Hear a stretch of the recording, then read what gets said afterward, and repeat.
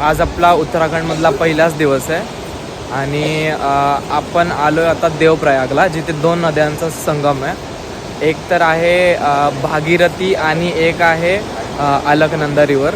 तर मी तुम्हाला दोन्ही रिवर दाखवतो. दोन्ही रिवरचं वैशिष्ट्य असं आहे की जी भागीरथी आहे तिचा फ्लो खूप जास्त आहे आणि अलकनंदा एकदम संत वाहते, ती एकदम शांत आहे. तर मी तुम्हाला दोन्ही रिवर दाखवतो माझा कॅमेरा फ्लिप करून.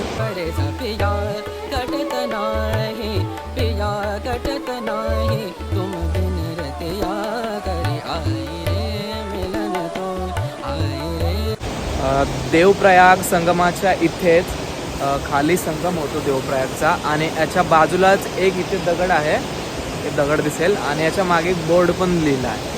इथे असं त्यांची मान्यता आहे की या दगडावरती श्रीरामांच्या पायांचे ठसे. मी तुम्हाला एक दाखवतो छोटीशी झलक त्याची पण.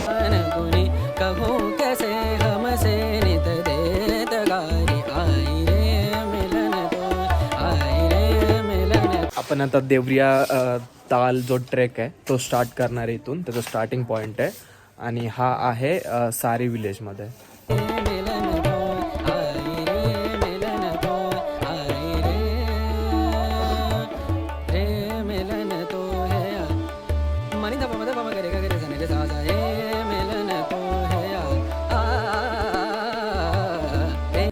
आपण ऑलमोस्ट आता देवरिया तालपर्यंत आलेलो आहे.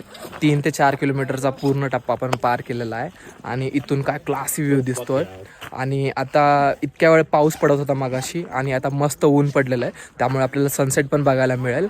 आणि सनसेटमुळे जे मागचे जे माउंटेन्स आहेत हिमालयाज, त्याच्यावरती जो स्नो आहे तो पण काय रिफ्लेक्ट होतो आहे व्हाईट, एकदम मस्त व्ह्यू येतो आहे.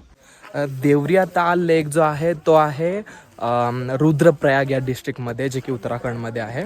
आणि याच्याच अपोजिटला एक वे जातो, रस्ता आहे. तिथून मग आपण उद्या जाणार आहोत ह्याच्यासाठी तुंगनाथसाठी, जे की चोपता या गावामध्ये आहे.